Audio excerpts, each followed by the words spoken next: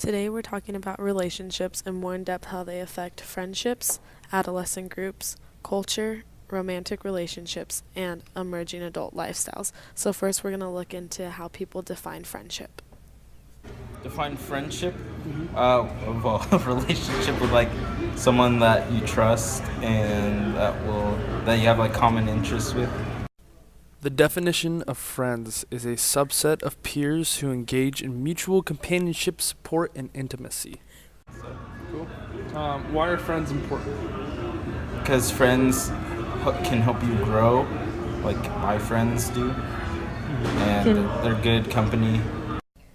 According to the book, the 6 reasons that friendships are important are because companionship, stimulation, physical support, ego support, social comparison, and intimacy and affection. According to David, the 2 most important aspects of friendship to him were companionship and physical support. Now we're going to look at how relationships affect adolescent groups. Describe. Some of your friends. Some of my friends. Yeah. Okay, most of my friends are like quiet people because I'm kind of absurd. So like Gray, my best friend, he's just really quiet and just kind of go with the flow, just laughs at everything.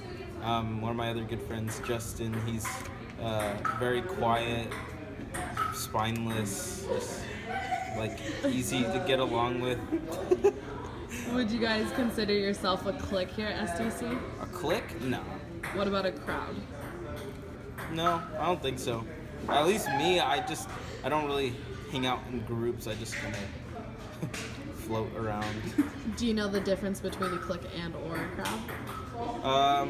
Or what's your interpretation of each of them? Well, clique is just like, to me, just like a group of people that only really hang out with themselves kind of thing, and a crowd is more inviting, more open. People come and go. A clique is a group of the same sex and age that have similar interests.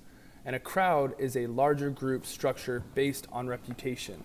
The differences between a clique and a crowd is that a clique is normally very inclusive, and the crowds are normally defined by the adolescents' activities such as jocks, druggies, populars, and independents.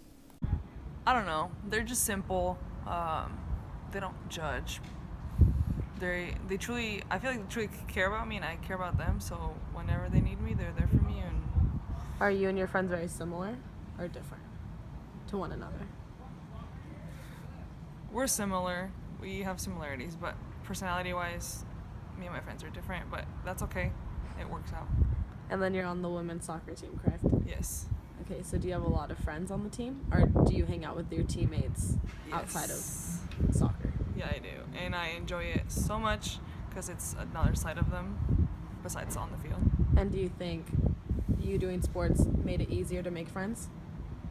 For sure. When I first came here, probably my first friends were from soccer, so that helps. And you still hang out with them like outside, like in school, right? Yeah, I do. So do you consider your friends from your soccer team a clique or a crowd here at San Diego Christian? I mean, a clique sounds bad, but I guess it's a clique. Do you know the difference between a clique and a crowd? Or like what's Crowd just seems like so many people, so a clique is kind of like a small group. So yeah, we're a clique. Okay. Youth organizations can have important influences on adolescent development. More than 400 national youth organizations currently exist in the United States. Boys and Girls Club are examples of youth organizations designed to increase membership in youth organizations in low-income neighborhoods. Participation in youth organizations or sports may increase achievement and decrease delinquency. Youth activities and organizations also may provide opportunities for adolescents to develop initiative. Now we're going to take a look at how culture affects relationships. Where are you originally from? I was born in Vigo, Galicia, but when I was 5, I moved to Barcelona. Barcelona? Yeah. Sweet.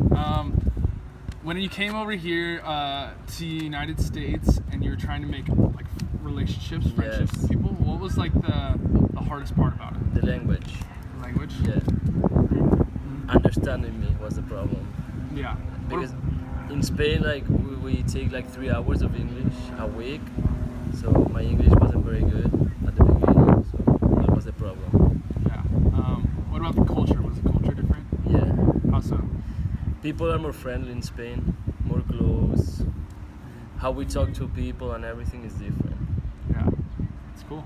So now being here, who do you hang out with more? More people from other countries, or have you developed more friendships like from people who have lived in America? I have a lot of American friends, but I actually hang out with a lot of South Americans and European friends. So you relate more to them? Yeah. Okay. Do you think it's like a cultural thing, or just because they're just No, because they speak Spanish. yeah? Peer groups can be separated by socio-economic status, language barrier, ethnicity, culture, and gender. And now we're going to look at the ways that we can characterize adolescent dating and romantic relationships. Go. Does your left eye hurt? Because you've been looking right all day. Define romantic relationships. Like, what are they? Yeah. Romantic relationships, like, there's different kinds, like being man and wife and stuff. Sure, yeah.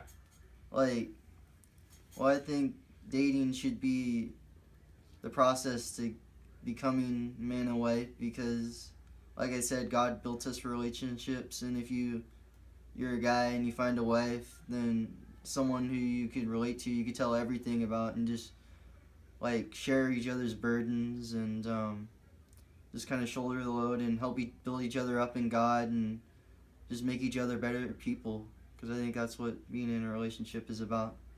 And loving someone in a way that you can't really do if you're not in that relationship. Like, you can't love your wife like you love your brother or your sister or your mom or your friend, because it's a different kind of love. Hunter did a really good job explaining the difference between romantic love, which is love that has a strong sexual component and often predominates the early part of a relationship, and affectionate love, which is love where an individual has a deep and caring affection for another person.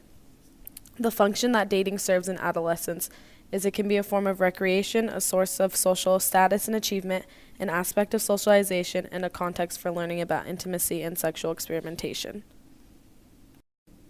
Now we are going to explain the diversity of emerging adult lifestyles.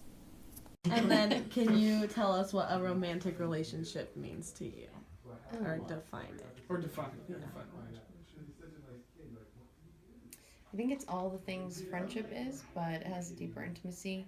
You have physical intimacy, and then there's the fact that marriage is supposed to be a picture of Christ's relationship with church and with us, and that's, I think we're supposed to mirror Christ in all of our relationships, but marriage is has more of a special role in that.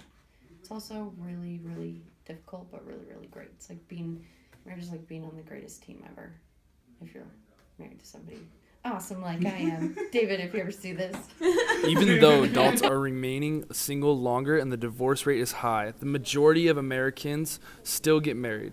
The age at which individuals marry, expectations about what the marriage will be like, and the development course of marriage vary not only over time within a culture, but also across cultures. Premarital education is associated with positive relationship outcomes. When did you and your husband cohabitate before you guys got married? Do you know No. what that means? Okay.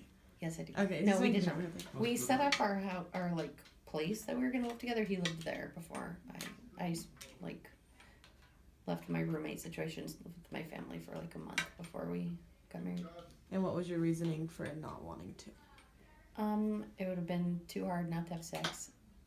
Like, we just didn't want to do that before we got married, so if we lived together, it would have just been too tough. It's like, we're like, yeah, we could totally do it. No. Cohabitation is an increasingly prevalent lifestyle for many adults. Cohabitation offers some advantages as well as problems.